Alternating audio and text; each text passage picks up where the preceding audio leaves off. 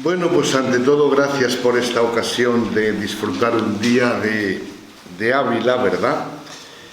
Y bueno, vamos a comenzar un tema que evidentemente tiene que ver directamente, claro, con la formación permanente, porque se trata de reflexionar sobre algo tan permanente que es algo en lo que estamos todos imbuidos y que de algún modo pues tendrá que marcar el futuro. Antes de comenzar, yo quería decir que en rigor yo no soy miembro de la Asamblea Sinodal, sino de la Comisión Teológica, que bueno, desde mi punto de vista es una óptica pues privilegiada para ver todo el proceso, el desarrollo, las implicaciones, etcétera, ¿no? Y entonces vamos a hablar del tema que yo creo que a ver si el diálogo puede ser muy interesante, porque es algo de lo que todos tenemos una opinión o de lo que hemos oído. Y entonces yo mi intervención la he titulado Sínodo sobre la sinodalidad, proceso, evento y estilo, ¿no? Porque yo creo que en estas tres palabras se encuentra lo fundamental de lo que yo pienso decir y algo que debe ser tenido en cuenta a la hora de valorar esta cuestión en la que estamos todos metidos, ¿no? Ante todo es un proceso, y como es un proceso además siempre abierto, pues tampoco es fácil decir cuál es el eje central, los puntos concretos y cuándo va a acabar, etcétera. Pero lo fundamental es un proceso, yo creo que siempre abierto, y en esto ha insistido mucho siempre el Papa Francisco, pero que al mismo tiempo tiene eventos, ¿no? Y concretamente, pues la intervención dedicará un tiempo sustancial al evento último que ha tenido lugar en octubre pasado, ¿no? Y todo esto tiende a crear un estilo en la Iglesia, que evidentemente no se trata de crear otra Iglesia, sino de una Iglesia otra en el sentido de que se trata de buscar una tarea que a mi modo de ver es permanente en la historia de la Iglesia, ¿no? Es decir, buscar la figura que en cada momento es más indicada. Es decir, la Iglesia está permanentemente, me parece a mí, reconfigurándose, porque en función de las circunstancias y de la lectura que hace de la memoria de la tradición, la Iglesia tiene que ir reajustando muchas cosas, y eso indudablemente pues trata de descubrir el estilo que nos hace falta, ¿no? Que es en lo que estamos. Creo que en primer lugar hay que comenzar destacando la singularidad de este sínodo en el que estamos envueltos, ¿no? Es una singularidad que tiene, digamos, una doble coordenada, ¿no? Por un lado, el formato y la estructura, es decir, el hecho de que es algo que dura durante una serie de años, con lo que esto significa de cansancio o de despiste o de sensación de estar siempre dando vueltas a las mismas cosas, ¿no? Y por tanto, y luego me detendré con mayor precisión en las características de este formato nuevo, porque es una de las peculiaridades más novedosas y también más polémicas, ¿no? Y claro, esto afecta a la estructura, como también luego volveremos a desarrollar, ¿no? Pero tengamos en cuenta eso, que se trata de algo singular en cuanto al formato y a la estructura, y también respecto al tema, porque el tema, claro, la sinodalidad, si afecta a todas las cuestiones de la Iglesia, en el fondo uno parece que se pierde, porque no acaba de focalizar realmente pues puntos concretos, o que los puntos concretos son tantos que parece que uno se marea, ¿no? Y por eso hay que tener en cuenta también la peculiaridad del tema, que yo lo resumiría sobre todo en la cuestión de fondo, que es el modo de articular colegialidad y sinodalidad. Y esto ya me permite precisar dos conceptos fundamentales de esta cuestión, ¿no? para que veamos, para que entendamos bien los conceptos que estamos manejando, ¿no? Sinodalidad se refiere a algo que afecta a todos y cada uno de la Iglesia. La sinodalidad es una dimensión constitutiva de la Iglesia. Por tanto, todo lo que se hace y todos los que hacemos algo en la Iglesia deberíamos realizarlo en esta clave de sinodalidad. Por tanto, el primer equívoco sería entender sinodalidad como referido a lo que hacen los obispos o a lo que afecta a los obispos. Por tanto, repito, la sinodalidad, dimensión constitutiva de la Iglesia, porque brota del bautismo, o si queréis, de la iniciación cristiana. Y la colegialidad, es decir, en el seno de la sinodalidad colectiva, ¿cuál es la tarea, la función, el ministerio propio de los obispos, ¿no? Por tanto, lo que se pretende es que los obispos no funcionen al margen de o por encima del conjunto de la Iglesia, y a su vez que el conjunto de la Iglesia tenga en cuenta la dimensión episcopal. Pero son dos niveles distintos y volveremos sobre ello porque a mi modo de ver sigue siendo uno de los núcleos fundamentales de tensión o de polémica, ¿no?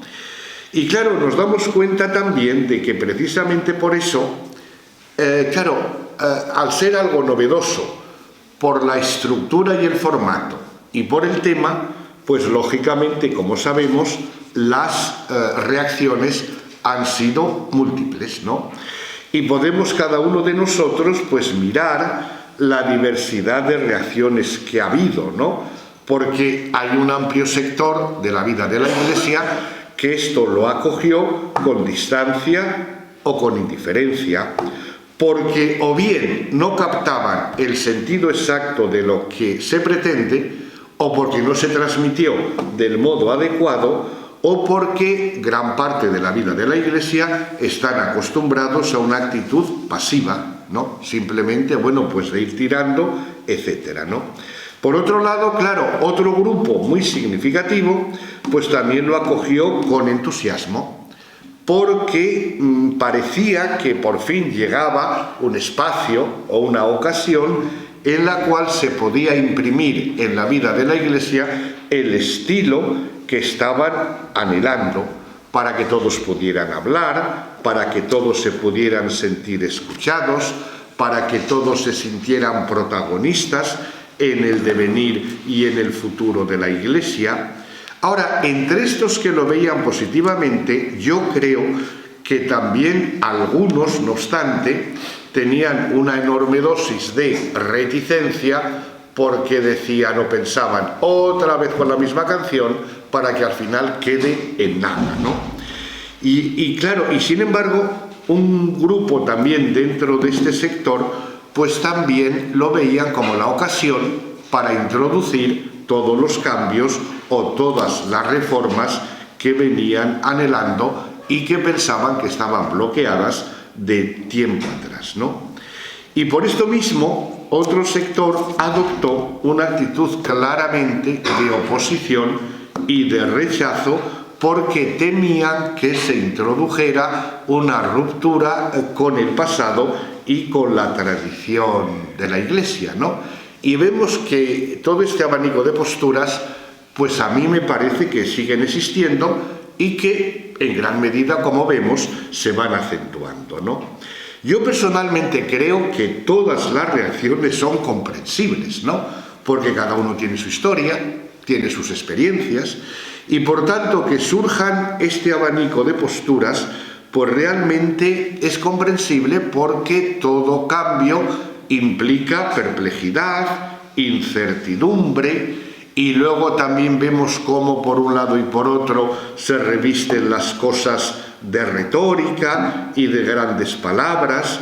Y claro, algunos dicen, todavía por ejemplo, a mí sinceramente me sorprendía que en la asamblea sinodal todavía algunos hablaran de la vaguedad del concepto y de los objetivos.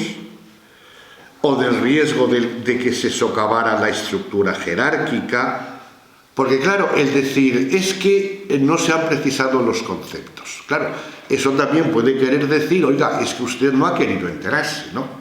Porque ha habido, desde un documento de la Comisión Geológica Internacional, ha habido divulgación, documentos divulgativos. Por tanto, claro, ese tipo de argumento que alguien que está presente en la Asamblea Sinodal diga es que todo es tan vago que a mí personalmente me sorprendía, pero bueno, también es comprensible porque a mi modo de ver el hecho de que se convocara el sínodo en un momento en que acabábamos de salir de la pandemia, ¿no? Cuando por otro lado claro, las diócesis tenían sus propios problemas y sus necesidades de adaptarse a la situación de pospandemia. Claro, luego de repente te introducen una cosa de estas. En Burgos, por ejemplo, yo recuerdo que nos coincidió que estábamos en la Asamblea Diocesana, con lo cual el ambiente general estaba informado de qué iba la cosa, ¿no? Pero yo entiendo que eran unas circunstancias muy difíciles y luego, claro, con el tiempo muy breve para que todo esto pudiera ir calando, ¿no? Porque ya veremos luego cómo en virtud de esta dinámica el proceso se ha ido alargando. Pero claro, en medio de esta situación en que las diócesis hartos problemas tenían y sobrecargadas por adaptarse a la nueva situación, eso digo, de repente, otra tarea más, ¿no?, en la cual yo creo que era una ocasión muy solemne, ¿verdad?, cuando en el documento preparatorio se comienza diciendo que que toda la Iglesia es convocada en sínodo. Así empieza el documento, que es una palabra, me parece a mí, muy solemne, ¿verdad?, pero que es verdad, porque es toda la Iglesia la que es convocada en sínodo, ¿no? Al poco de acabar la pandemia, o sea, cuando ya estábamos saliendo, ¿verdad?, en octubre, pues justamente después de tener lugar la apertura oficial en Roma el 9 y 10 de octubre del año 22, ¿no?, yo recuerdo que me invitaron en Tortosa a tener unas charlas de comienzo de curso porque comenzaban a plantear el proyecto pastoral de la diócesis después de la pandemia y querían plantearlo desde esta perspectiva, ¿no? Claro, yo recuerdo que me decía el obispo, bueno, después de la pandemia vamos a ver los que vienen, porque igual vienen 20 o 35, ¿no? Y luego la verdad es que quedaron sorprendidos porque hubo una gran respuesta, lo cual significa que un sector del pueblo de Dios pues tenía deseo de volver a encontrarse y empezar un camino que lo planteaban desde el punto de vista de esta convocatoria, ¿no? Pero yo recuerdo, que es por eso por lo que lo saco a colación, que en la preparación en la apertura de la sesión, organizada por dos jóvenes y tal, pues el primero que habló dijo: hoy estamos de fiesta porque nuestra Iglesia ha sido convocada en sínodo. Claro, yo personalmente dije, fíjate qué bonito, ¿no? El captar que una convocatoria venida desde el Papa para una tarea que ciertamente es exigente, que se pueda entender como una ocasión de fiesta, pero claro, otros lo entendían como una carga más. Y yo digo, ¿verdad?, que en todo este tipo de reacciones, pues yo comprendo que todas las reacciones a mí me parecen comprensibles y por eso creo que la tarea prioritaria de todo el proceso sinodal es evitar exclusiones de raíz, ¿no?, y hacer visible que efectivamente se crea un espacio para que todas las posturas puedan tenerse en cuenta, ¿no?, aquellos que son más reticentes y aquellos que ven que se puede recuperar un aliento fresco con ciertos toques de utopía para que el espíritu de una Iglesia naciente como fue en el siglo I y II pueda iluminar y potenciar también, pues qué sé yo, la vitalidad del momento presentes, ¿no? Ahora también, claro, cuando uno ve las cosas en conjunto y buscando cierta profundidad, pues uno se da cuenta de que el sínodo es ocasión también para que afloren o se manifiesten las tensiones de la Iglesia en su conjunto, ¿no? Pero claro, también como el Papa ha repetido en más de una ocasión, pues los conflictos no hay que ocultarlos. Los conflictos hay que verlos, hay que atravesarlos sin quedar presos de ellos para buscar siempre una perspectiva superior que integre a todos, ¿no? Y en esta clave iba el lema, las tres palabras que desde el principio enmarcaron el proceso sinodal: comunión, participación y misión. En el fondo se trata de generar la comunión en el seno de la Iglesia, siempre de cara a la misión, para lo cual hace falta la participación. De tal manera que nos encontramos eso con una tarea que realmente es novedosa, ¿no?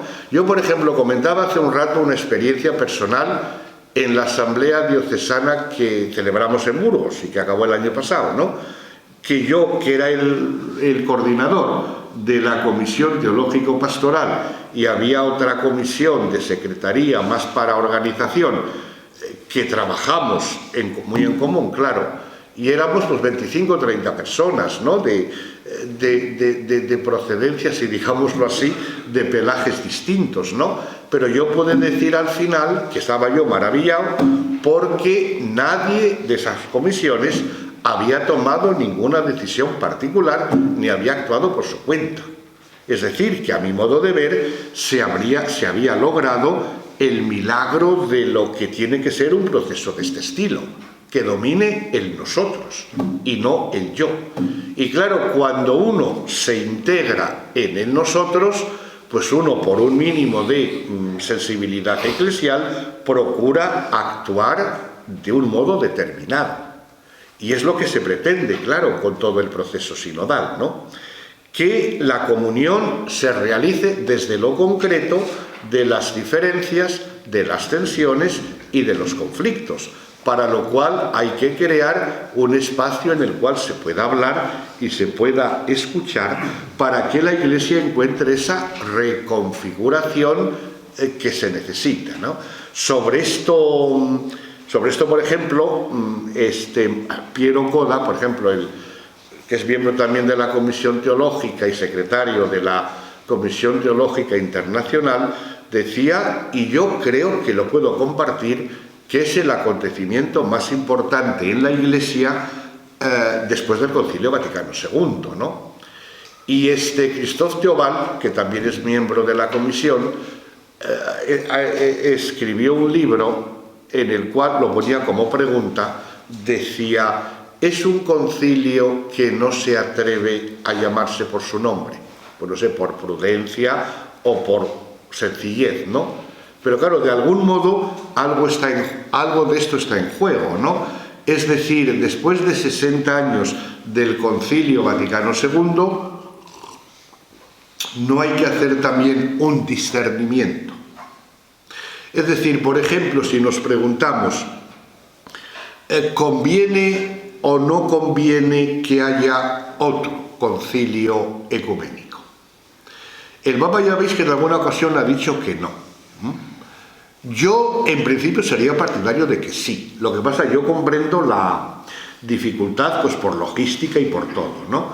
Pero claro, la Iglesia se encuentra en un momento de transición en el cual no haría falta algo equivalente a eso, porque luego volveremos sobre eso, pero es que estamos en una Iglesia católica.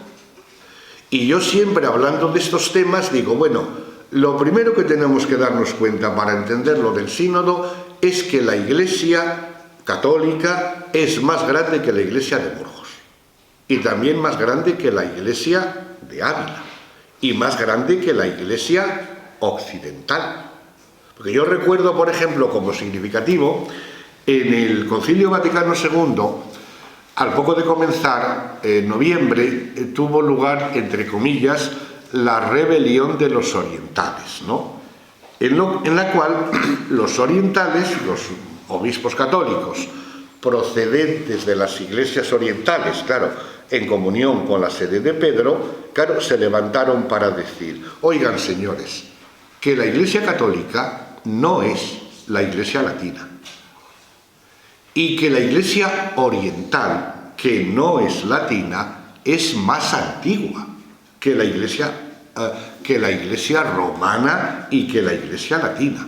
Por tanto, no podemos contentarnos simplemente con que se nos tolere, porque somos Iglesia, digamos, con la misma dignidad que la misma Iglesia latina.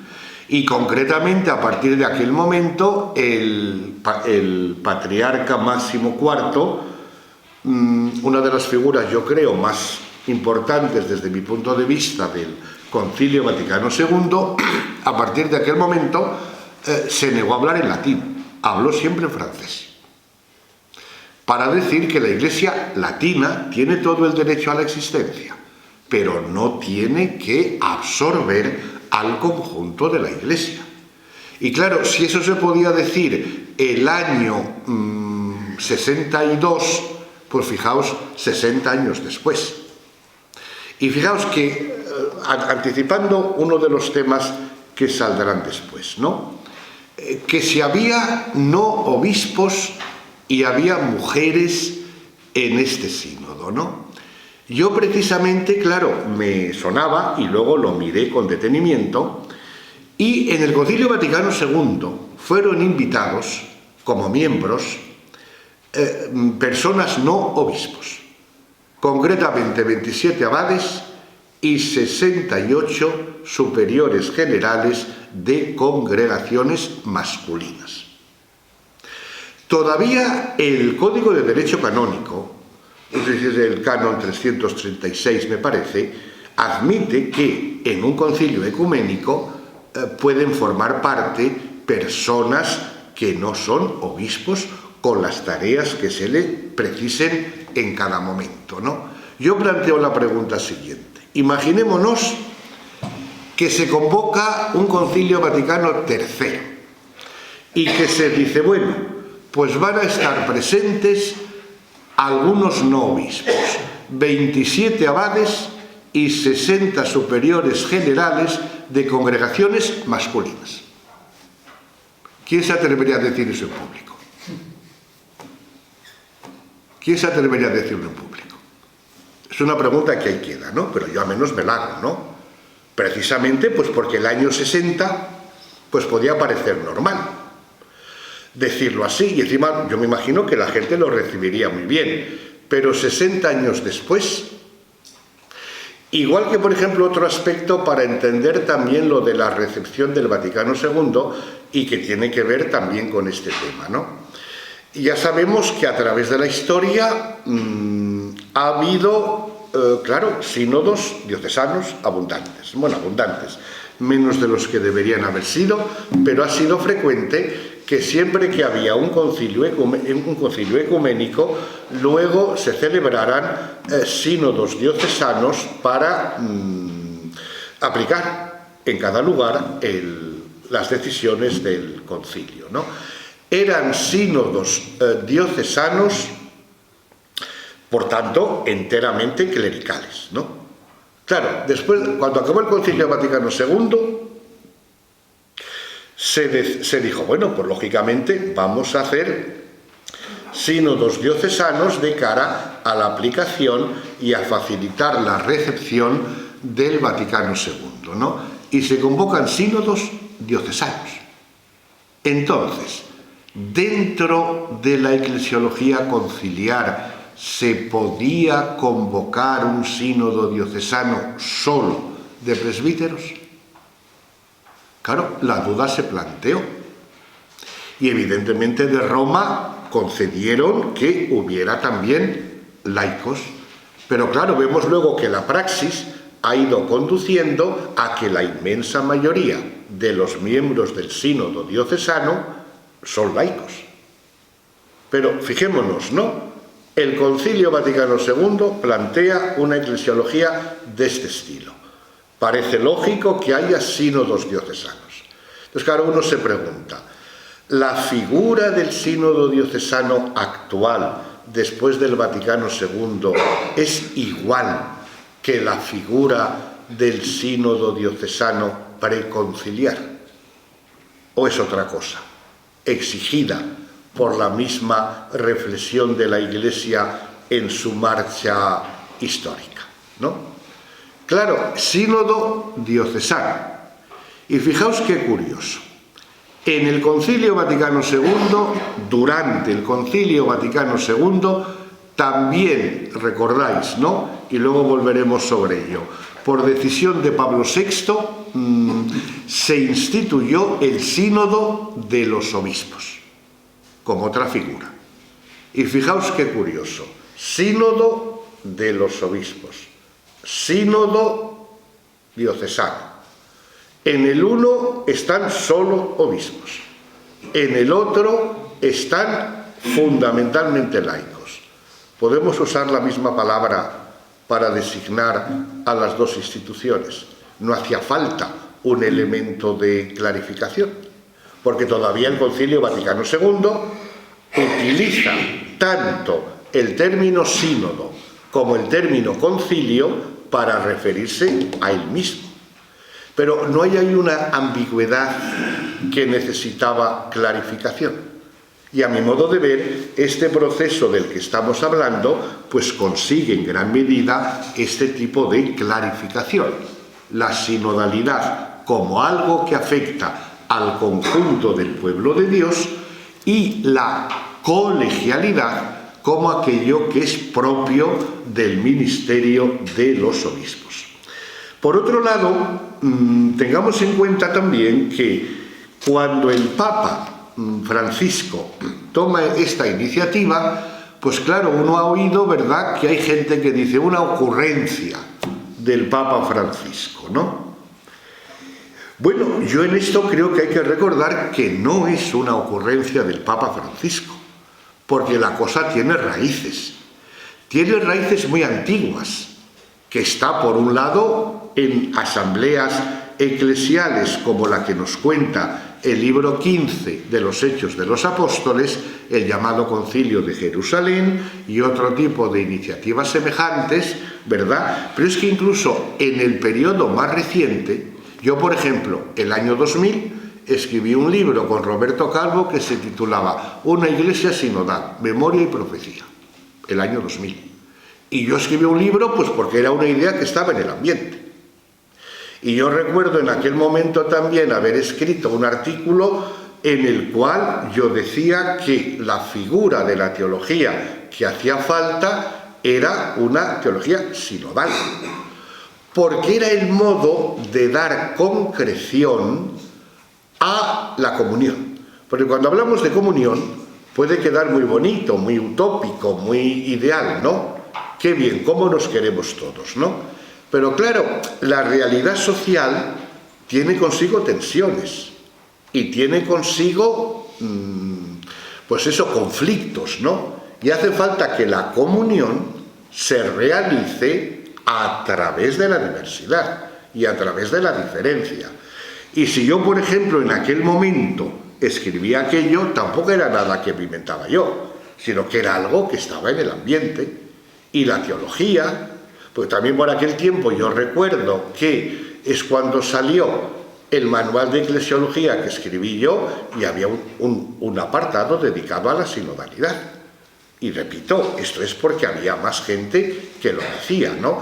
Por tanto, a mí creo que lo que se trata es de denunciar, digamos, ese tipo de simplificación de decir es una ocurrencia que le ha venido ahora al Papa Francisco, ¿no? Y porque la sinodalidad como idea, si leéis, por ejemplo, uno de los documentos de la vida pastoral española más influyentes, el CLIM, ¿no? Cristianos, laicos, Iglesia en el mundo. Bueno, pues desde la introducción, esto era el año 90-92. Bueno, pues dice que este documento se ha elaborado en un proceso sinodal. Salvador Pie, por ejemplo, por aquellos años había escrito varias cosas en torno a esta idea, ¿no? Sínodo es nombre de iglesia, la iglesia tiene nombre de sínodo, de tal modo que ese tiene que ser un poco el camino de la iglesia de cara al futuro, ¿no? Y el Papa introduce en aquel discurso elementos claves, ¿no? Es lo que Dios espera de su iglesia para el tercer milenio. Con el objetivo puesto, él utiliza la expresión, la convergencia de sinergias. Es decir, que cada uno, las capacidades o carismas que tiene, lo haga converger en el servicio a la misión, ¿no? Y luego establece también digamos que lo fundamental es comenzar desde lo concreto con una actitud de escucha. Y escucha, matizaba él, es más que oír, porque uno oye como quien oye llover, ¿verdad? Pero escuchar supone prestar atención a lo que el otro dice, con el objetivo, y a mí la idea me parece preciosa, de descubrir que en el otro hay algo que yo no tengo. Y si la escucha no conduce a esto, y solamente cuando uno está dispuesto a escuchar, tiene autoridad para hablar, y hablar con libertad, porque previamente ha escuchado, ¿no? Lo cual significa dar una gran importancia al sensus fidei de los fieles, ¿no? Porque claro, es una idea que el Papa le da mucho relieve, pero es que fijaos que esto lo había dicho Lumen Gentium. La importancia en el capítulo 2, cuando habla del pueblo de Dios, una idea central es la del sensus fidei fidelium. Lo que pasa que luego evidentemente no se le ha dado mucho relieve, pero en el concilio se encuentra. Por tanto, se trata de dar relieve a esto y al mismo tiempo, pues también identificaba ya en aquel momento el Papa, en este discurso que digo, los tres niveles. O sea, por un lado, a nivel concreto, es decir, del lugar donde uno vive su fe, que tiene que ser la iglesia local, en sus parroquias, movimientos, etcétera, ¿no? Luego, ahí es donde se realiza, digamos, este tipo de práctica sinodal con el objetivo de lograr un consenso, porque eso también queda claro desde el principio. No se trata de aplicar un criterio de democracia parlamentaria, porque eso sería intrínsecamente antieclesial. Porque el sistema democrático parlamentario significa que hay una mayoría que accede al poder frente a otra minoría derrotada. Claro, eso no puede ser actitud eclesial, porque la actitud eclesial no puede permitir que haya vencidos o derrotados, ¿no? Y esto queda claro desde el principio, es decir, que no se trata de ver quién tiene la mayoría, pero luego, por otro lado, no ha sido esa la tarea permanente de los concilios, dar el testimonio unánime de la fe, ¿no? Por tanto, un primer nivel en el ámbito de la iglesia local, ¿no? Luego, un segundo nivel en el cual se ejercita la comunión entre las iglesias del mismo lugar, ¿no? Y luego un tercer nivel, el nivel de iglesia universal o de iglesia entera, en el cual se encuentra el sínodo de los obispos y el ministerio de Pedro, ¿no? Pero bueno, en aquel discurso se encuentra ya la estructura fundamental, que luego es la que se ha ido, digámoslo así, aplicando, ¿no? Y que, por tanto, a mí me parece que sería injusto y poco objetivo hablar de una ocurrencia, sino que es la emergencia de una necesidad y de una toma de conciencia en distintos ámbitos de la Iglesia. Y de este modo también se revaloriza la categoría pueblo de Dios y se da mucha importancia a la base bautismal de la Iglesia, porque en el fondo la misión hoy evidentemente no tienen que ser los protagonistas principales los ministros ordenados, ¿no? Porque claro, el ámbito de la misión es la realidad entera que nos envuelve. Entonces, o lo asumen los bautizados en su conjunto, o evidentemente no habrá misión, ¿verdad? Bien, entonces dentro de este tipo de recuperación o revalorización o de asunción de algo que estaba presente en el ámbito de la Iglesia, pues va adquiriendo nueva figura el sínodo de los obispos. Que como sabéis, el sínodo de los obispos surgió en el seno del Concilio Vaticano II porque los obispos venían solicitando algo así como una representación del episcopado mundial que estuviera junto al Papa en las decisiones que afectaran al conjunto de la Iglesia, ¿no? Esto se recoge luego en Christus Dominus, pero antes de que se votara y se aprobara y se discutiera Christus Dominus, el mismo Pablo VI, recogiendo el sentir de los obispos, instituyó la figura del sínodo de los obispos, ¿no? Mediante un motu proprio, subrayo lo de motu propio, ¿verdad? Apostólica solicitudo el 15 de septiembre de 1963, que me acuerdo bien la fecha, porque es el día de mi cumpleaños, ¿verdad?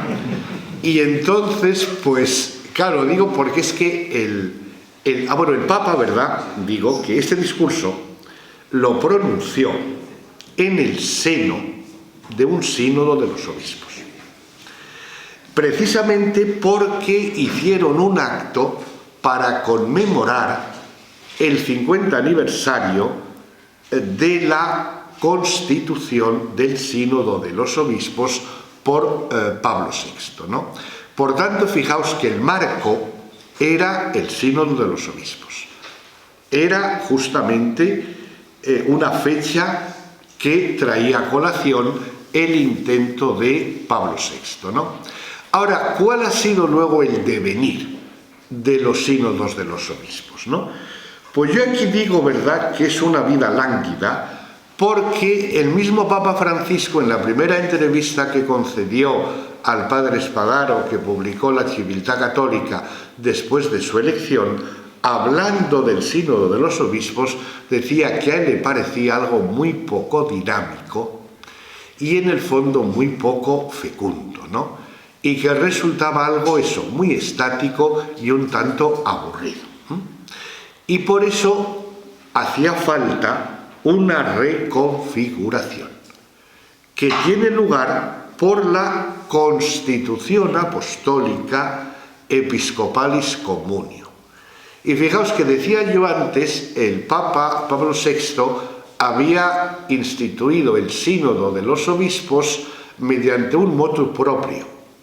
Aquí se trata de una constitución apostólica que tiene un rango superior, lo cual quiere decir que había un intento claro de, como se dijo en la presentación, de una refundación, porque ya había habido algunas reformas y mejoras en el funcionamiento del sínodo de los obispos, y tanto Pablo VI como luego Benedicto XVI habían dicho que evidentemente era una institución susceptible de adaptación, de cambios y de mejoras, ¿no? Y el Papa Francisco intenta esta refundación destacando algunos aspectos que yo creo que son importantes, ¿no? Sobre todo la importancia que se da al momento de consulta. Es decir, hasta entonces, pues sí, se habían hecho determinadas consultas, ¿verdad? Pero ahora se trata el Papa ya lo había hecho, por ejemplo, si recordáis, con Amoris Laetitia, con el sínodo sobre la familia de los jóvenes, etcétera, ¿no? Pero ahora se trataba de institucionalizar el momento de consulta no como algo previo a la reunión de los obispos, sino como momento del proceso. De tal manera que con eso se trata de dejar claro que lo que hagan los obispos después o la reunión de los obispos no tenga lugar al margen de o independientemente de lo que ha dicho o de lo que ha pensado o de lo que siente el conjunto del pueblo de Dios, ¿no? Por tanto, el momento de consulta, repito, no es previo o preparatorio, es momento interno. Entonces, anticipando, por ejemplo, una cuestión que también vendrá después. ¿Por qué hay no ordenados en el sínodo de los obispos? Luego lo podemos volver a ver, ¿no? Saldrá desde otro punto de vista, pero quiero aquí indicar para que veamos un poco el alcance de la cuestión, ¿no?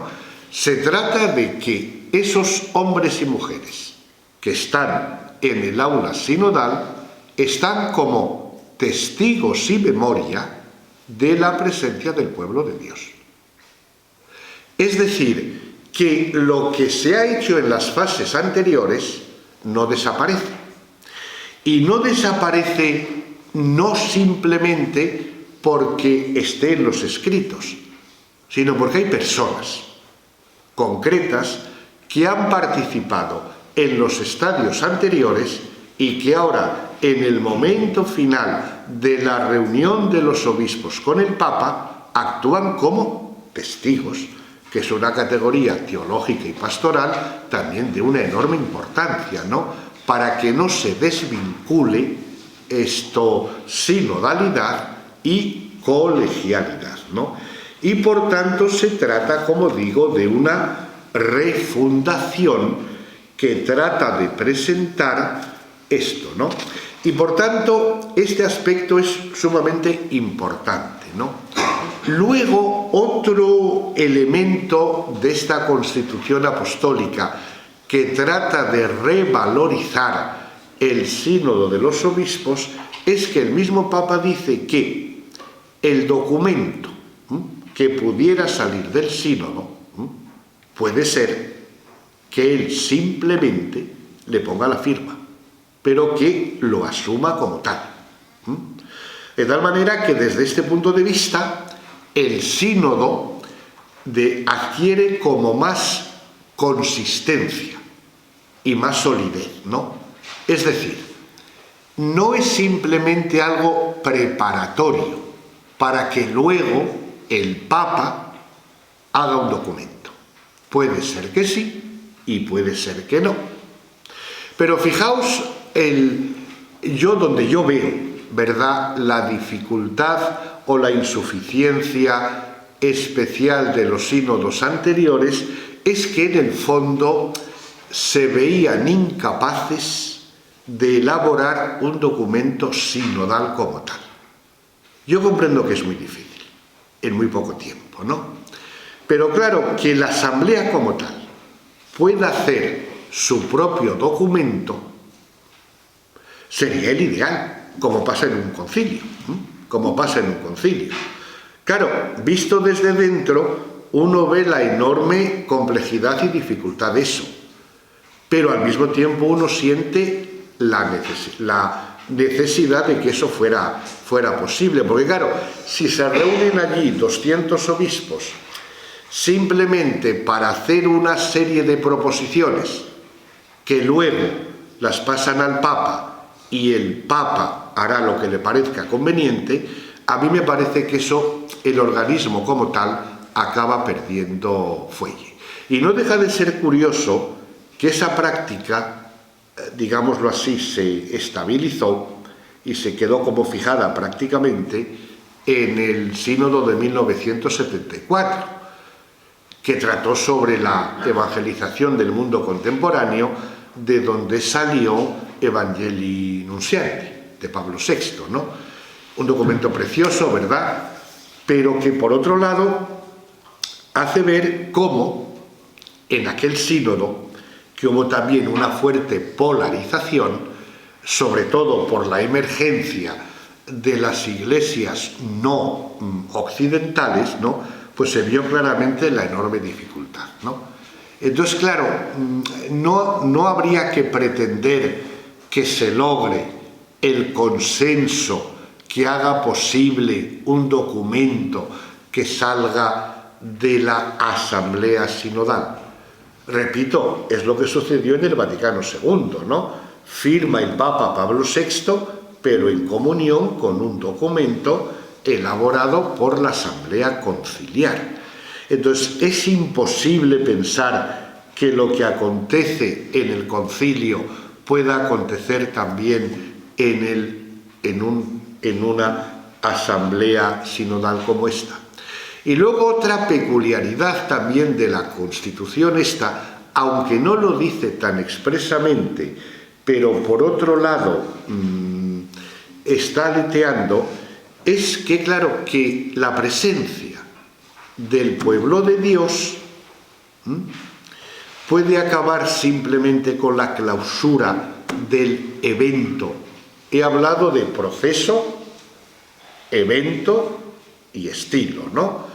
El evento es la asamblea de octubre del 23 y si no pasa nada, lo será en octubre del 24. Muy bien, pero el proceso se acaba cuando se clausure el evento del próximo octubre. Por la lógica del asunto no debería ser así. Y así lo indicó el cardenal Grech en la sesión de apertura solemne en Roma el 9 de octubre, ¿verdad? Del 22, ¿no? Cuando él dice, claro, lo lógico es pensar que el documento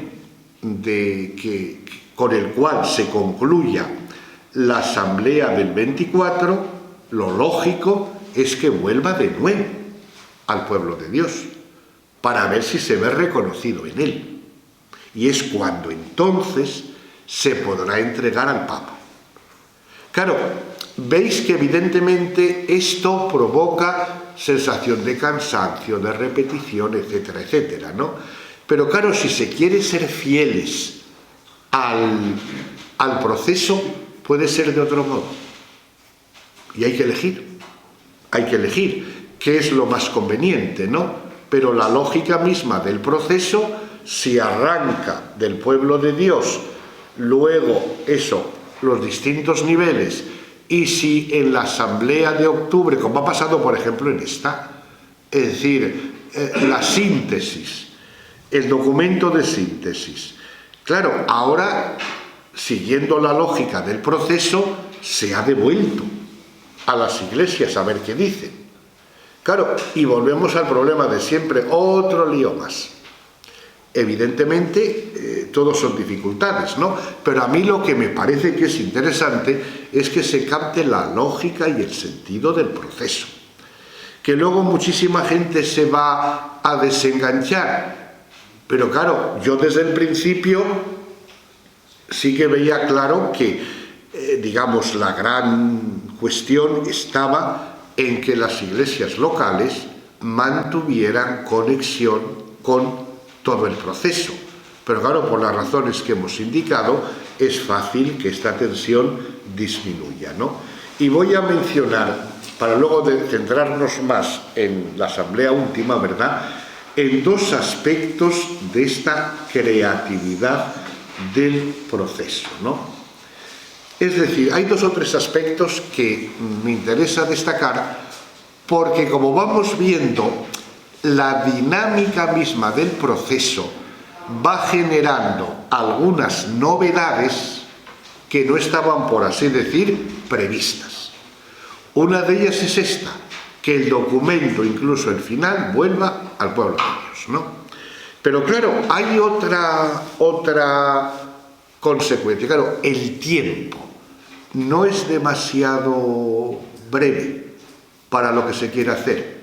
Y recuerdo que justamente aquella sesión extraordinaria, solemne de inauguración, que tuvo lugar sábado y domingo, el lunes el Papa recibió al secretariado del sínodo, ¿verdad? Y le plantearon este problema. Claro, es que vamos con la lengua afuera. Y recuerdo que luego comentaban que el mismo Papa les había dicho, no, ustedes no se preocupen por el tiempo. Si hay que aplazarlo, se aplaza. Y si hay que ampliarlo, se amplía. Pero claro, lo único que puede pasar es que la clausura la presida, decía él, Juan 24.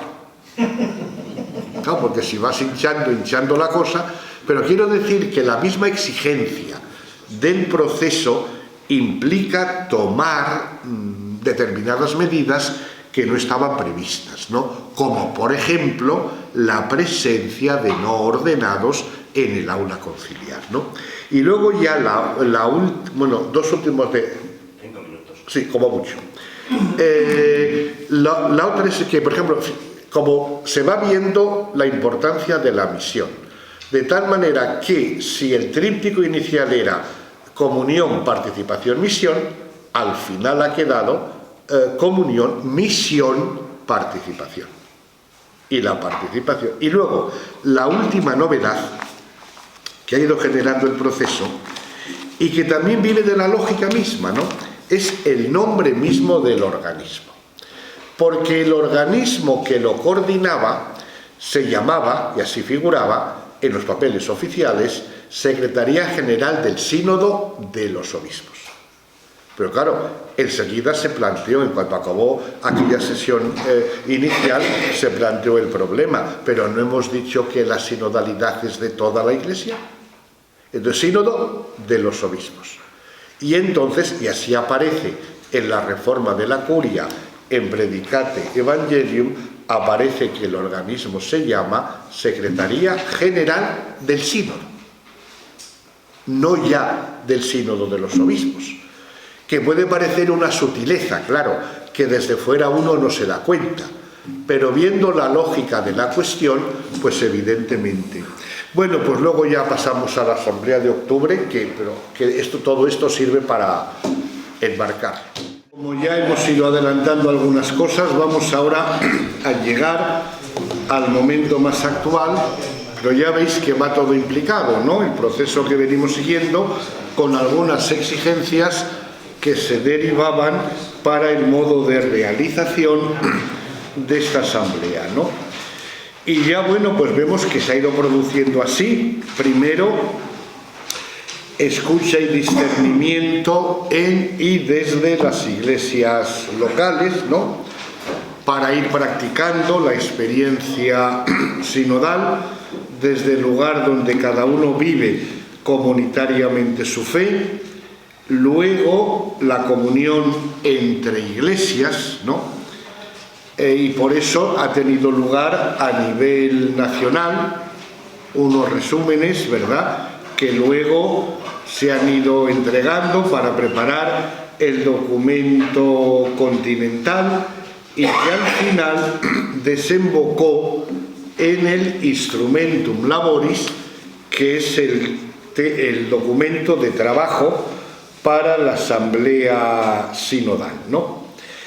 Y ya indicaba cómo el tema quedó determinado: comunión, misión, participación, precisamente porque se vio la importancia de la misión, que es un aspecto fundamental que ya había destacado el Papa Francisco, de tal manera que la participación tuviera su sentido adecuado, no como búsqueda o reparto de poder, ¿no?, sino participación desde la comunión para la misión.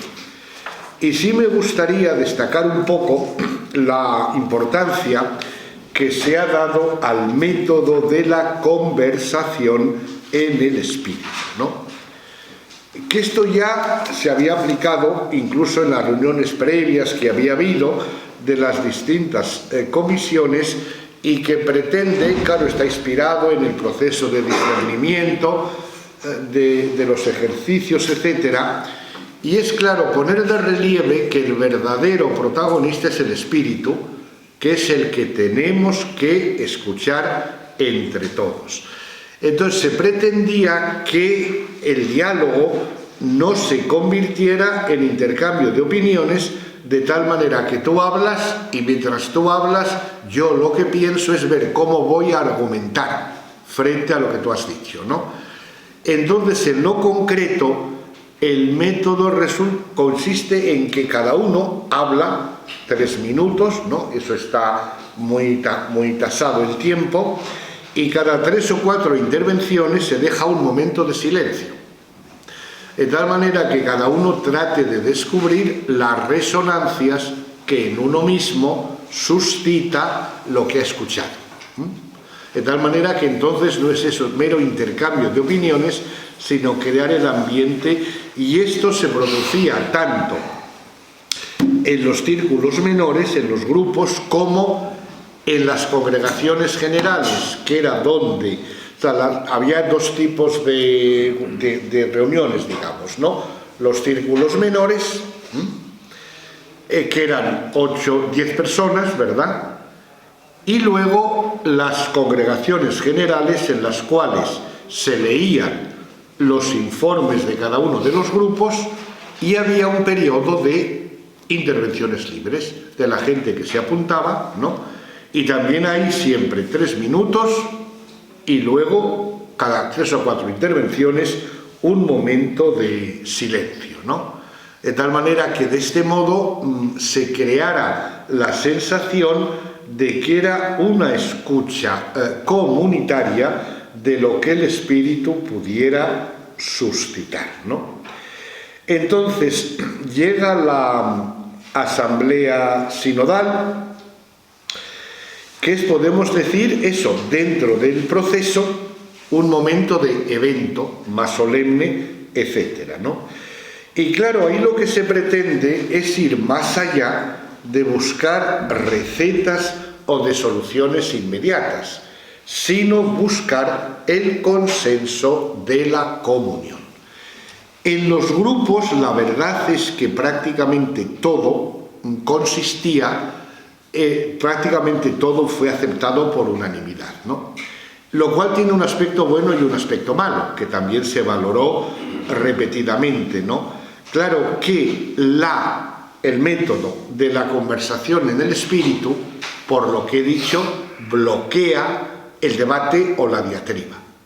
Entonces, claro, se trata de lograr un consenso, que en este caso era fácil por eso, porque no había debate en cuanto tal, y porque en definitiva no se trataba en esta sesión de tomar decisiones. Y claro, siempre que no hay que tomar una decisión es más fácil llegar al consenso, ¿no? Pero lo que es cierto es que los círculos menores, pues todo prácticamente lo elaboraron en consenso, ¿no? Prácticamente por unanimidad, porque en cada grupo, como decía, se hacía por grupos lingüísticos, ¿no? Había 7 ingleses, 6 franceses, 5 españoles e italianos, y luego había también 1 portugués, ¿no? Que eran las lenguas, digamos, oficiales para hablar, aunque las oficiales eran el latín y el inglés, ¿no? Entonces la tarea nuestra concretamente de la Comisión Teológica era, bueno, había sido primero una tarea que es difícil e importante, que es concebir el modo del documento de síntesis. Es decir, el documento que se elabore al final, cómo se estructura o se articula. Y se buscó o se encontró el decir en un primer momento que se identifique aquello en lo que estamos de acuerdo, en lo que hay consenso. En un segundo grupo, ideas que tienen que tener una ulterior reflexión porque no hay consenso suficiente. Y luego identificar las propuestas más significativas que se propongan, ¿no? Y así fue como se concibió el trabajo en grupos y también el trabajo, digamos, de cara a la elaboración de síntesis, ¿no? De tal manera que nosotros teníamos la tarea de escuchar las intervenciones libres, de analizar los resúmenes de los grupos y pasarlo al equipo de redacción, ¿no? Que eran 3 personas que luego había una comisión supervisora votada por la misma asamblea sinodal, ¿no? Entonces había ese doble tipo de reuniones y si veis, yo creo que la foto que normalmente se ha divulgado, ¿verdad?, de la preparación física de la asamblea, pues eso, mesas redondas. Claro, algunos hablaban del sínodo de las mesas redondas. Se dice en el documento de síntesis, se dice que es un símbolo de la anticipación del banquete celestial. Bueno, todo queda muy mono, ¿verdad? Pero de algún modo se trata de transmitir un mensaje. Es decir, que en torno a una mesa hay 10 personas, por ejemplo, 3 cardenales, 4 arzobispos, 2 obispos, 2 religiosas y un par de laicos, ¿no? Moderados por alguien que llamaban facilitador y que era normalmente un laico, un religioso, etcétera, etcétera, ¿no? Es decir, se procuraba que hubiera ese tipo, de tal manera que el moderador tenía que marcar el tiempo de intervención. Y claro, que a un cardenal le digan, a usted se le pasó el tiempo, pues no estamos muy acostumbrados, ¿verdad? Y de este modo se trataba de transmitir el símbolo de un modo de actuar, ¿no?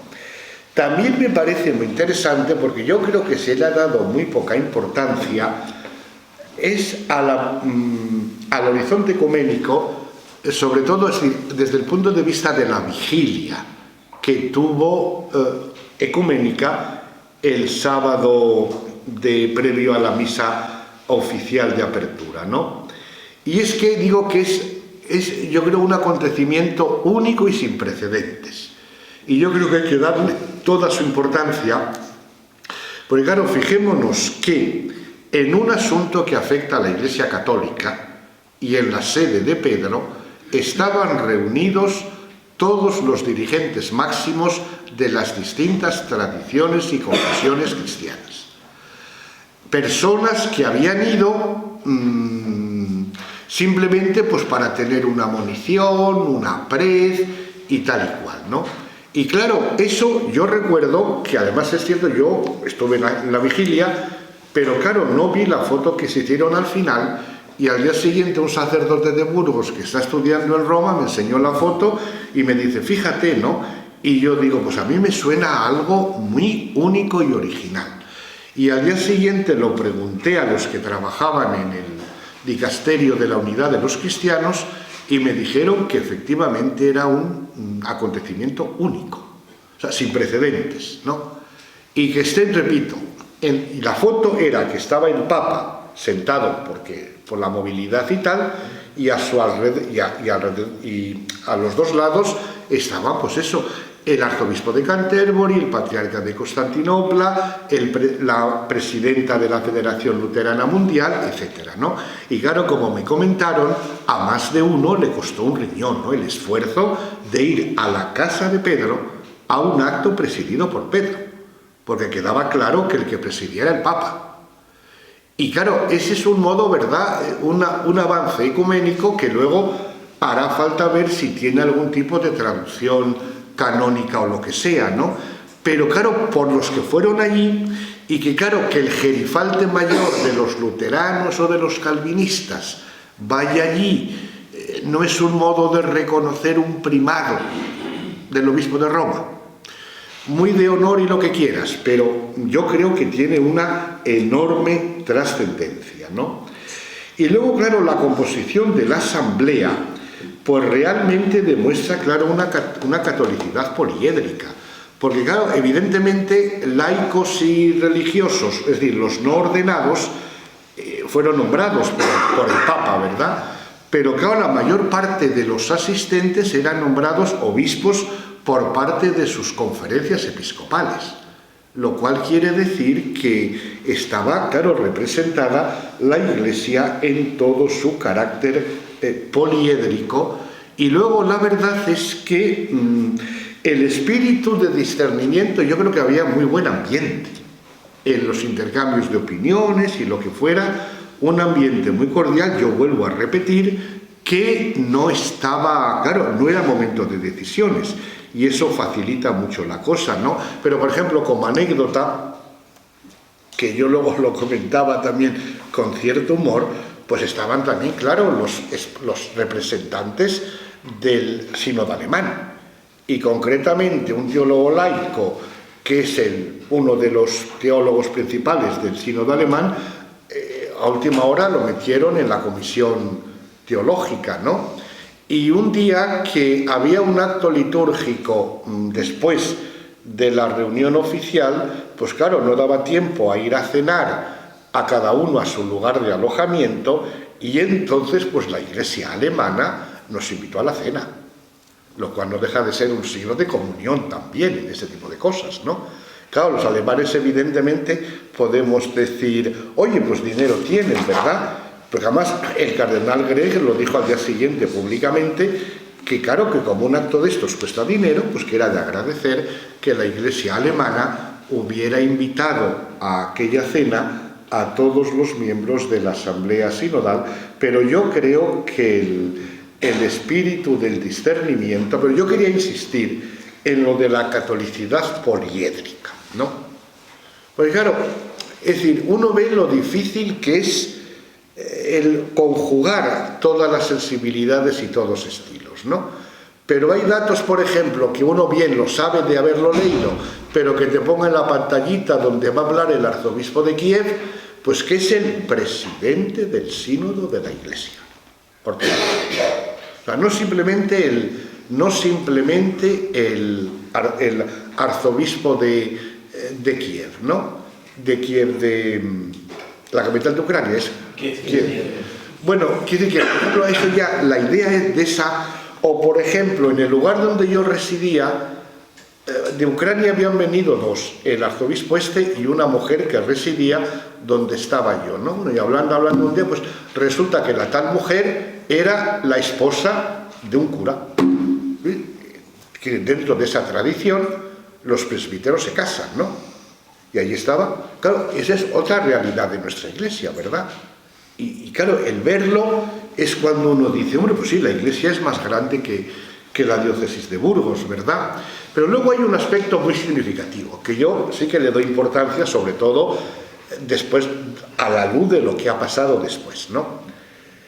Hubo una redacción del documento de síntesis, ¿verdad?, que fue sometido a la Asamblea, y hubo unas 1000 y pico enmiendas, ¿no? Lo cual los pobres redactores se tiraron 2 noches sin dormir, la verdad, ¿no? Y claro, a mí en la Asamblea, el secretario de las conferencias episcopales de África habló del tema de la poligamia, que a ellos les parecía que era un problema pastoral muy urgente, y pedían que la Asamblea Sinodal tuviera en cuenta ese tema. Claro, si lo hace el secretario de las conferencias episcopales, lógicamente no lo haría a título individual, ¿no? Bueno, y en ese mismo esbozo primero del documento de síntesis había una alusión al tema de lo LGTBI. De un modo, digámoslo así, que no, sin darle un exceso de importancia, sino simplemente se decía, bueno, pues que en el respeto a las diferencias había que tener en cuenta la sensibilidad de aquella gente que se sentía LGTBI tal y cual, ¿no? Bueno, y así estaba en el documento primero de síntesis, ¿no? En varios grupos lingüísticos, claro, africanos, ¿verdad?, se hacía referencia al tema de la poligamia.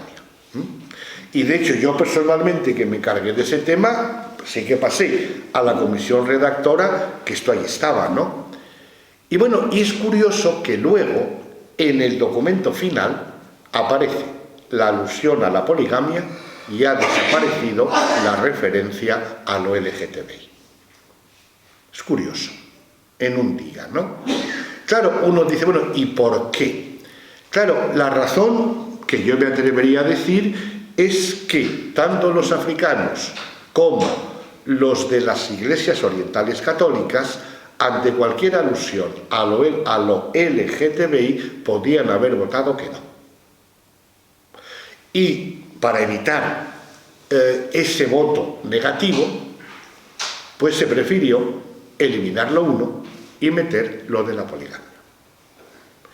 Que en el fondo yo creo que por debajo también está la cuestión de que seguramente africanos y algunos asiáticos pues verán, digamos, en todo este asunto un elemento de colonización ideológica. Es decir, este tema que interesa a las sociedades burguesas capitalistas, claro, aparece, y lo nuestro no. Y bueno, simplemente como ejemplo de lo que en lo concreto significa la catolicidad poliédrica. Y luego si vemos las reacciones que han tenido lugar a cuenta de la fiducia supplicans, yo creo que se entiende más, ¿no? Y por eso digo que realmente el conjugar el consenso en estas situaciones pues resulta sumamente difícil, ¿no? También quería decir sobre esto de las mesas redondas, que también es curioso, ¿verdad?, que el mismo Papa estaba en una mesa redonda, que estaba simplemente, yo creo que 20 centímetros por encima de las demás, ¿no? Y el Papa asistió solo a las congregaciones generales, pero sí que estuvo, yo no sé si decir 40, 50 horas, no lo sé, ¿no? Pero a lo que voy es que él intervino solo 3 veces. Y las 3 veces intervino en total, yo creo que no lleva 10 minutos. O sea, que estuvo en actitud de escucha, ¿no? Incluso la última tarde, el sábado antes de la misa de clausura, pues yo no sé por qué, ¿verdad?, pero no tuvieron más ocurrencia que leernos en voz alta todo el documento de síntesis, que nos llevó 3 horas y pico, ¿eh? Y luego se fue votando párrafo a párrafo, a párrafo, a párrafo, con lo cual estuvimos allí por lo menos 6 o 7 horas, ¿no? Y el Papa estuvo aguantando, todo el tiempo. Incluso en las palabras de clausura, de cierre, el Papa, yo creo que habló escasamente 1 minuto para dar gracias, ¿verdad? Y es curioso que un periodista me pregunta luego, dice, ¿qué mensaje crees tú que ha querido lanzar el Papa con lo que ha dicho al final? Y dije, hijo mío, pues si no ha dicho nada, ¿qué mensaje va a haber, no? Y me dice él, pues precisamente ese. Porque claro, el cardenal que presidía aquel día la asamblea, el buen hombre no tuvo más ocurrencia que soltarnos un discurso de 15 minutos. Después de haber estado ahí 6 horas aguantando mecha, la gente lo que quería era acabar. Pero bueno, el otro diría, ya que lo he preparado, lo voy a soltar, ¿no? Y el Papa 1 minuto, escasamente. Quiero decir que al menos a ese nivel, la actitud de escucha yo creo que fue bastante clara, ¿no? Luego, sobre el tema de la aprobación final del documento de síntesis, que yo creo que es donde se traduce un poco el estilo, ¿verdad? Yo creo que para todos fue una enorme satisfacción el ver la enorme abundancia de votos con la que fue aprobada. Porque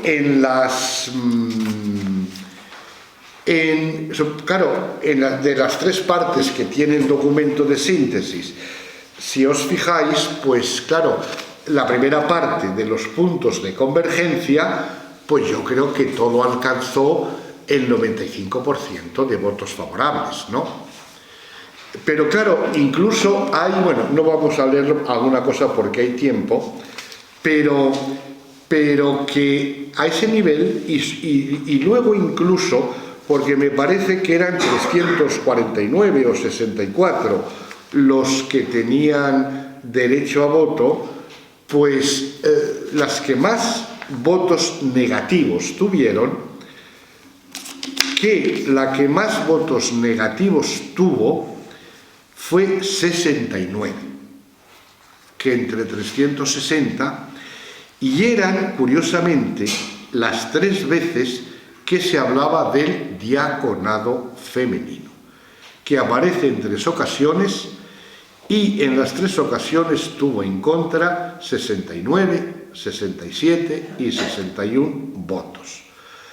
Respecto al celibato, si valía la pena afrontarlo y tal y cual, tuvo 55 votos en contra. Y también tuvo 53 en contra una propuesta para readmitir en tareas pastorales a los que han abandonado el ministerio, ¿no? Lo cual nos quiere decir que son puntos especialmente delicados porque tocan con la sensibilidad o con la tradición. Pero en cualquier caso, ¿verdad?, el número de votos, claro, repito, no se trataba de decisiones, sino de decir que se siga estudiando. Y esto, pues yo creo que lo más importante es que, por ejemplo, tuvo un 90 y tantos % de votos favorables esta afirmación.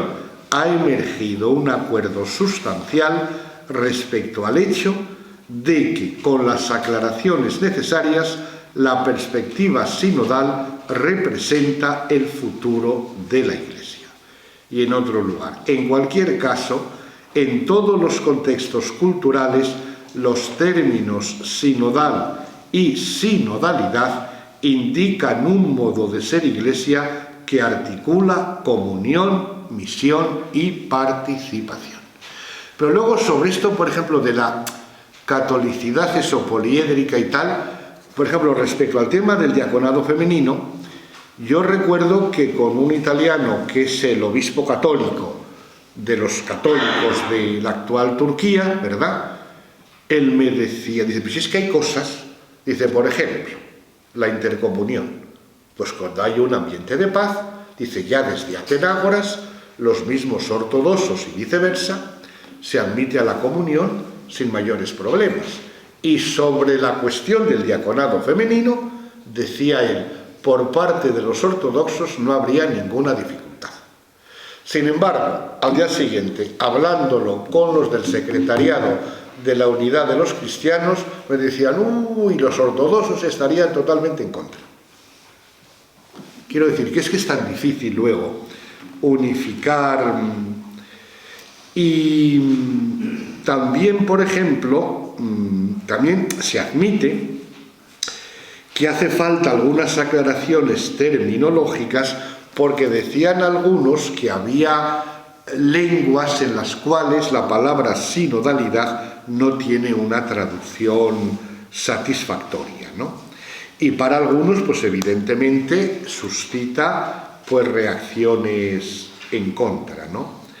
Ahora, yo sí subrayaría también que en el documento de síntesis, respecto a lo anterior, también se da una mayor relevancia a la cristología, porque algunas de las reticencias que había respecto a los documentos anteriores es que había un predominio neumatológico que podía dejar en la sombra la dimensión cristológica, ¿no?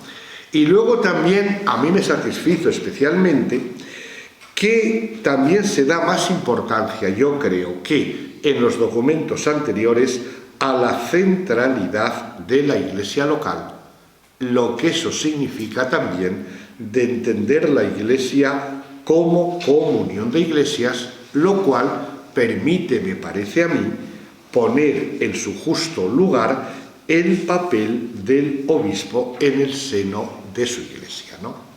Y por tanto, porque aquí, por ejemplo, digamos que hay dos puntos que yo quería subrayar, ¿no? Nosotros también, como comisión teológica, pues teníamos, digamos, no teníamos ni voz ni voto, pero bueno, de cara a la redacción sí que podíamos presentar una breve ficha, un par de páginas, sobre algunos puntos que consideráramos importantes, ¿no? Y yo personalmente puedo decir las dos que yo preparé, ¿no?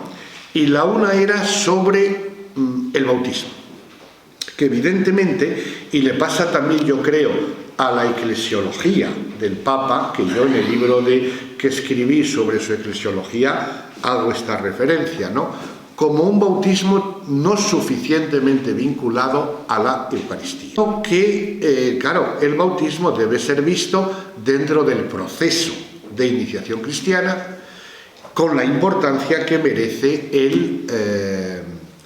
merece también la confirmación, ¿no? Y luego la otra cuestión es sobre la relación entre obispo e iglesia local. Es decir, que tiene que quedar más claro la mutua interioridad de obispo e iglesia local, ¿no? Que esto, por ejemplo, en el mismo Vaticano II, a mí me parece que queda insuficientemente remarcado, ¿no?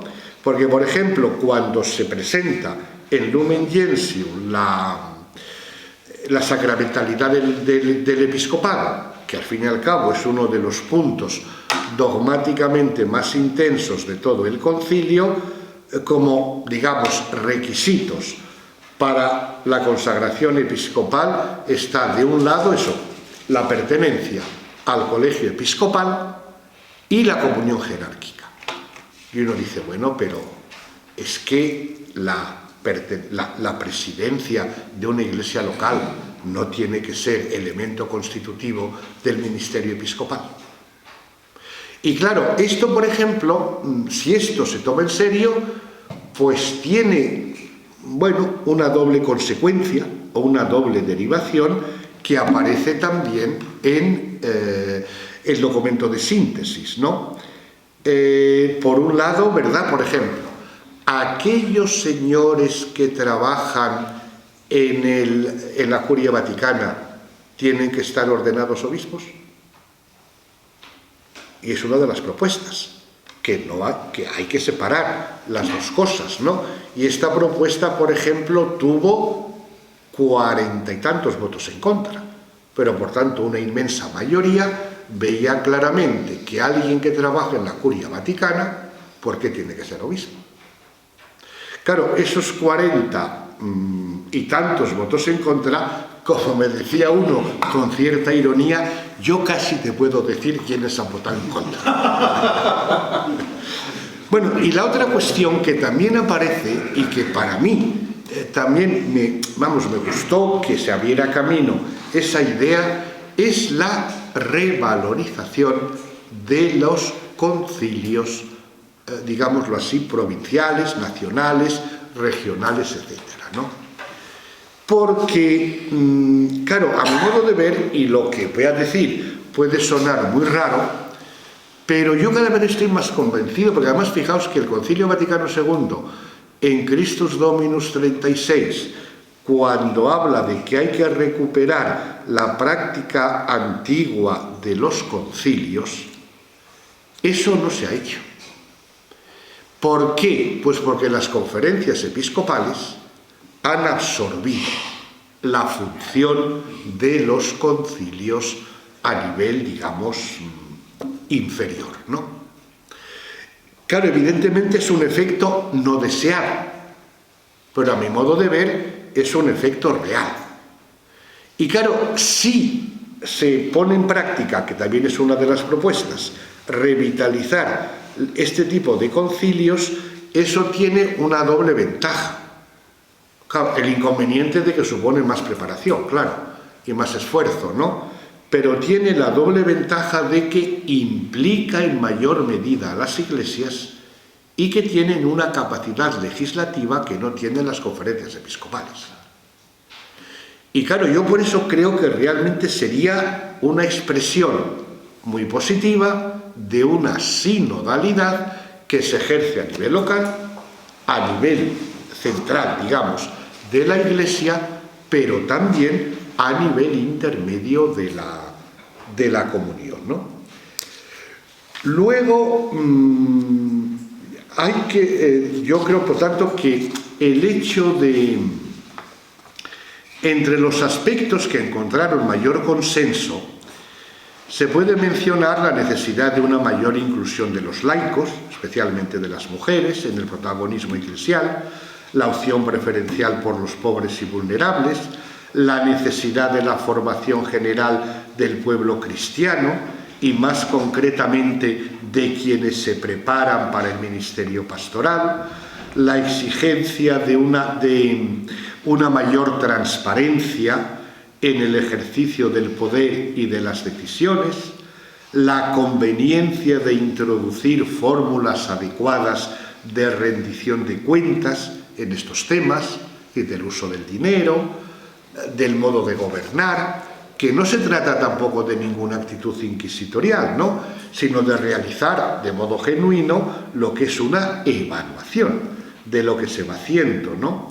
La actitud de acogida sin ningún tipo de racismo o de xenofobia, la reforma del Código de Derecho Canónico según las perspectivas abiertas, y allí durante el sínodo se fue pergeñando el germen de una comisión de renovación, porque, por ejemplo, desde el principio, desde la primera reunión que tuvo la comisión teológica esta, se pensó hacer como 4 subcomisiones, una de ellas encargadas de ir previendo las reformas del código, ¿no? Y se dijo, no, mejor que eso lo pida el sínodo. Y el sínodo efectivamente pedía que había que revisar el Código de Derecho Canónico, porque, por poner un ejemplo, claro que evidentemente se le puede dar la importancia que se quiera, ¿no?, pero es normal que hiera algunas sensibilidades, ¿no? El Código de Derecho Canónico 1983 utiliza, que yo sepa 3 veces por lo menos, el término súbditos para referirse al conjunto de los bautizados.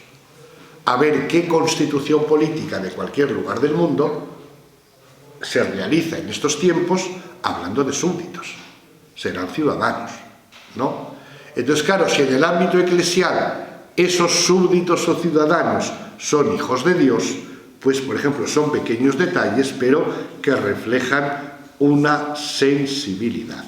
También, por ejemplo, se dio bastante importancia a la revalorización del diaconado como ministerio en sí mismo, y no tanto como transeúnte para la ordenación presbiteral.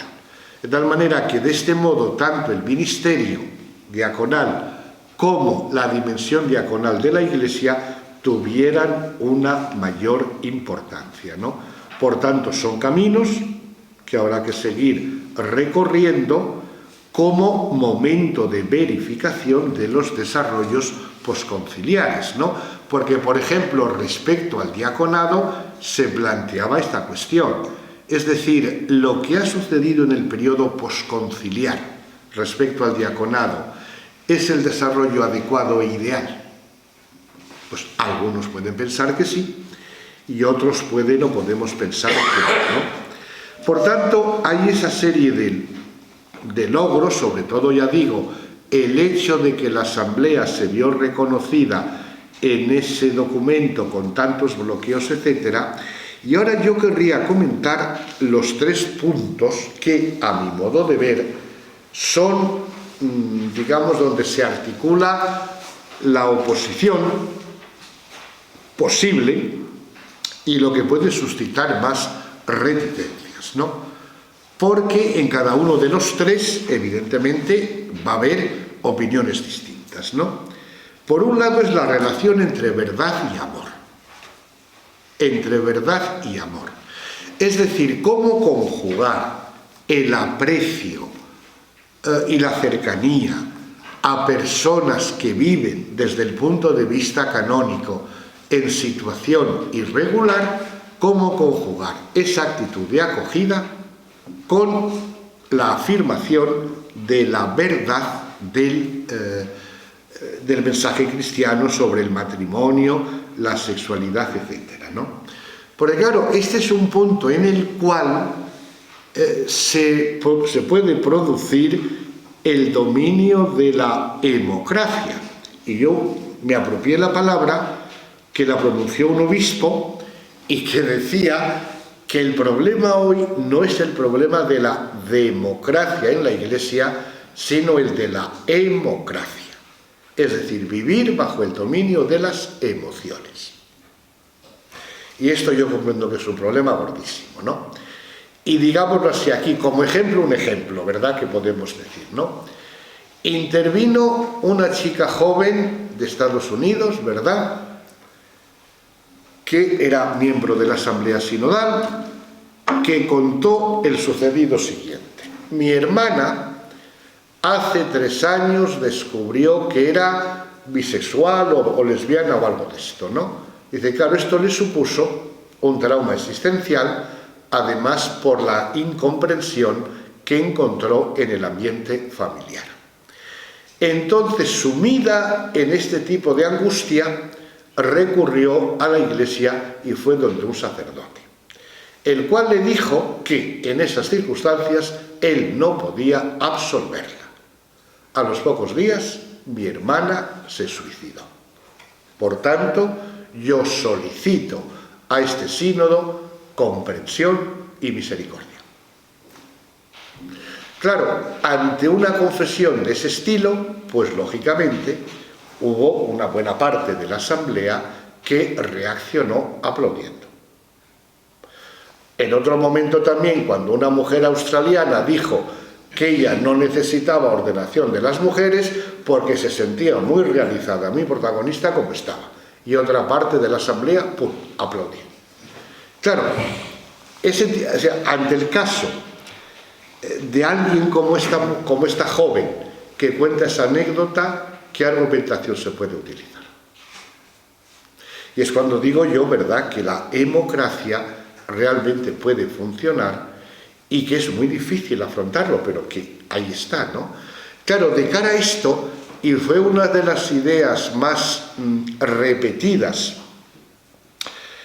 es que hace falta potenciar ministerios en este campo, insistiendo además que es el lugar donde puede manifestarse mejor la vitalidad y la creatividad de las iglesias locales, porque según sus necesidades pueden generar este tipo de ministerios, a ser posible llevado por laicos.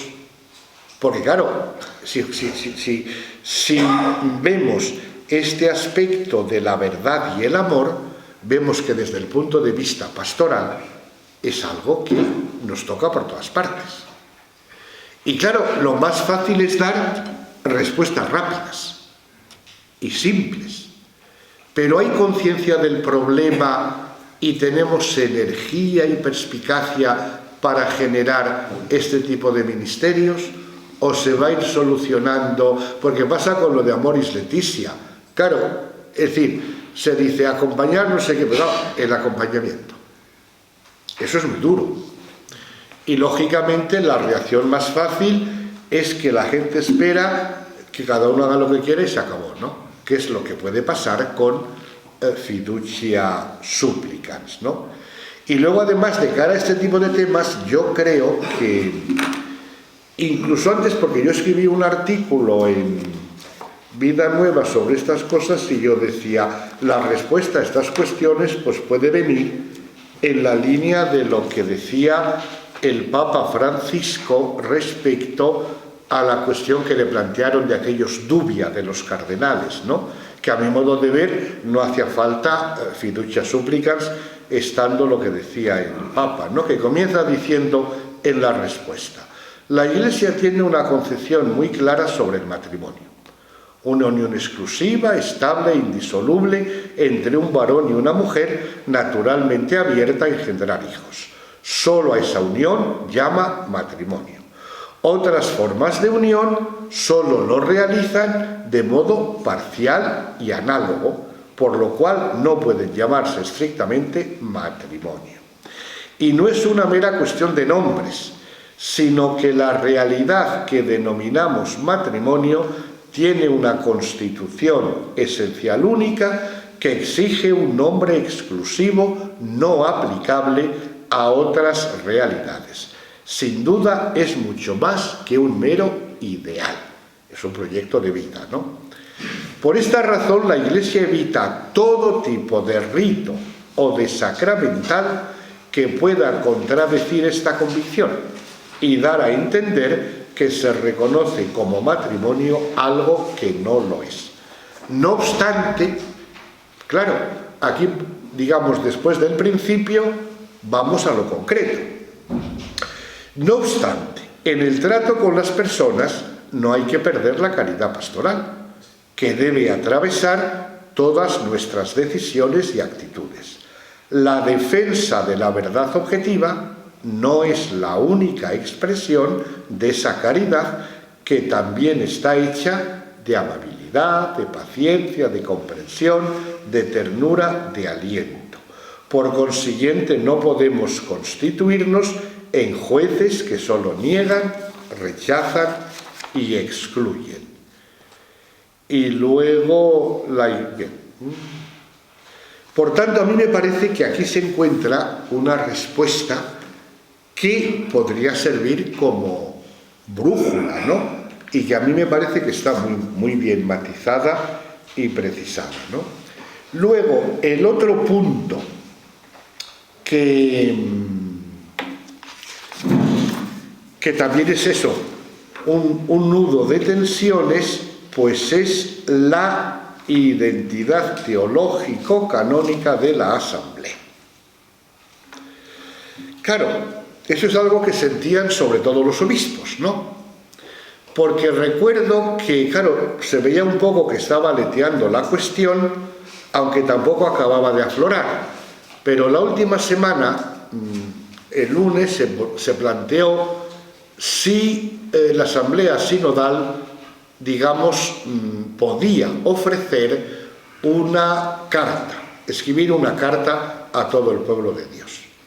Bueno, eso fue admitido pues prácticamente por unanimidad, pero intervino algún obispo, concretamente un obispo irlandés, que dijo: ¿y quiénes somos nosotros para dirigir una carta al pueblo de Dios? ¿Qué autoridad tenemos? ¿Qué identidad canónica y teológica tiene esta asamblea? Claro, como veis, es un misil en la línea de flotación de la cuestión, ¿no? Como diciendo, bueno, esto no es que esté mal, pero en el fondo, ¿a esto se le puede llamar sínodo de los obispos? Claro, en el fondo está la cuestión de si... Claro, de que está en juego, como decía al principio, la estructura del acontecimiento que estábamos celebrando, ¿no?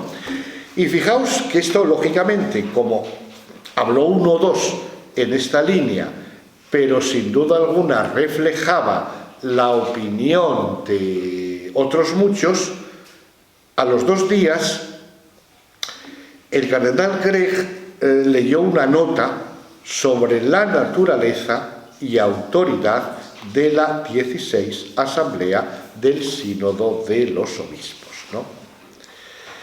Claro, lógicamente es folio y medio de esto. Lógicamente no es un texto hecho por una persona solo, por un equipo, pero yo dudo que se pudiera leer sin conocimiento del Papa, ¿no?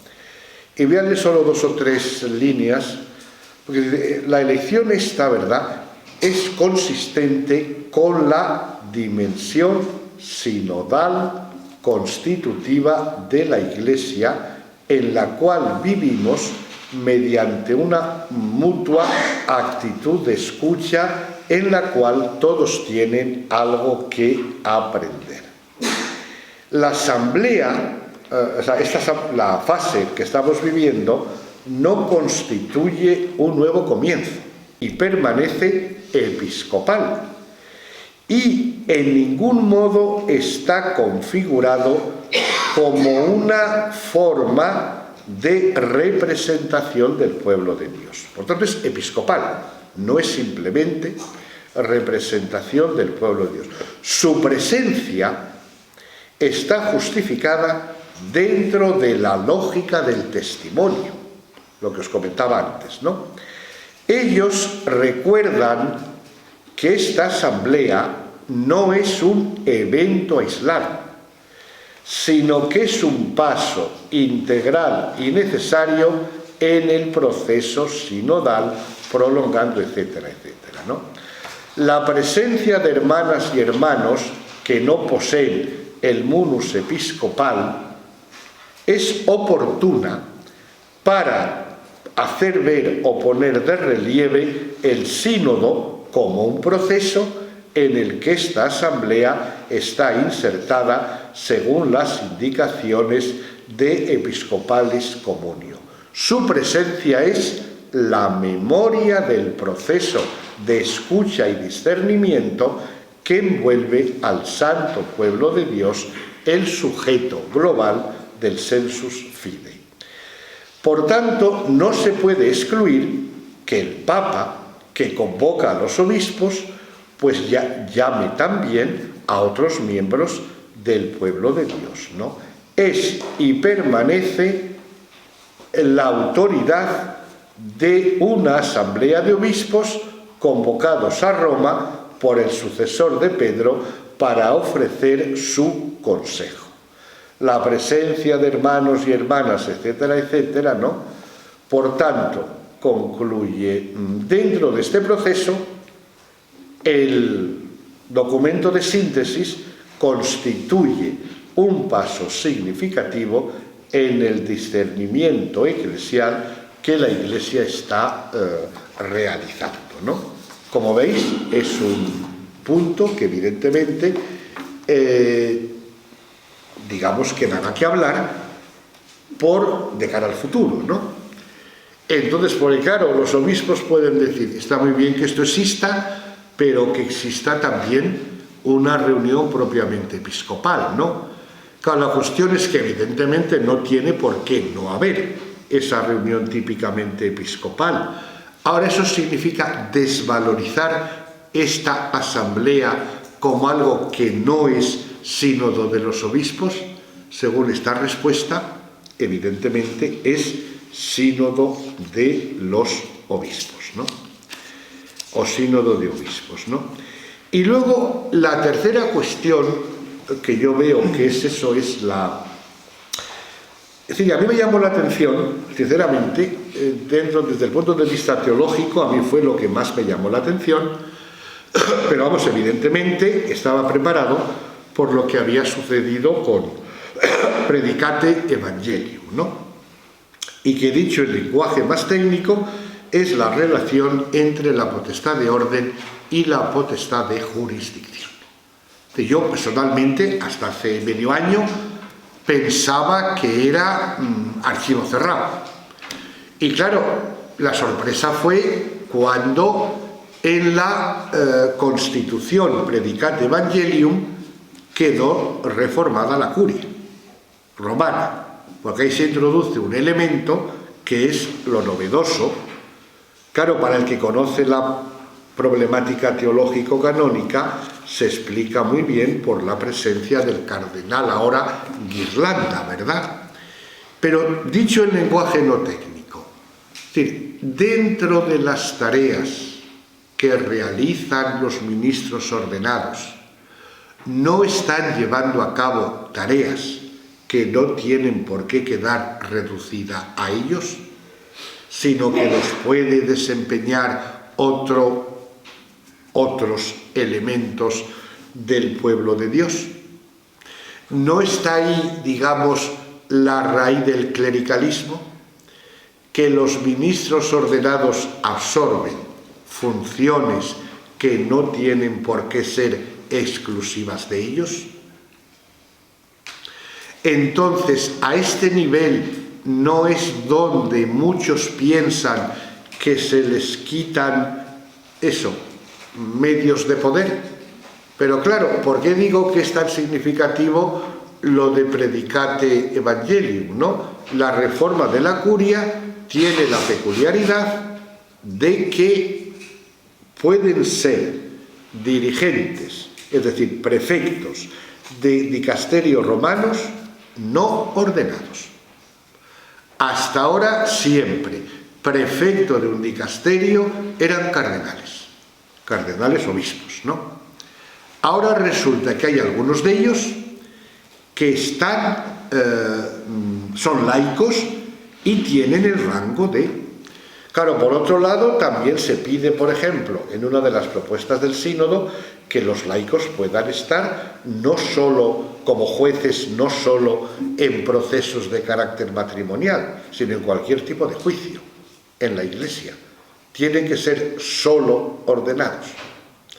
Claro, esto, como digo, a mí personalmente he de confesar que me sorprendió, es decir, desde que apareció Predicate Evangelium, porque claro, uno dice, es que es uno de esos puntos muy difíciles de resolver, porque lo que ganas por un lado puede ser que lo pierdas por otro. Es decir, a raíz del Vaticano II, la opinión mayoritaria, prácticamente unánime, era que todos los potestas o múnera de obispos y presbíteros venían del sacramento. Por tanto, también el de regir.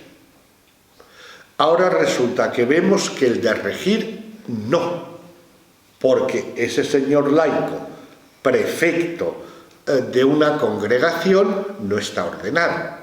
Por tanto, ¿de quién le viene la autoridad? Del sacramento del orden, evidentemente no. Le viene, por tanto, del Papa. Ahora, ¿con esto no caemos un poco en la eclesiología anterior?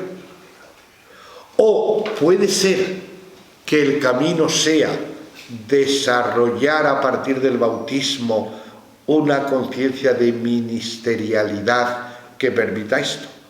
Pero en cualquier caso, yo lo que digo que es un tema que se ha vuelto a plantear, ¿no?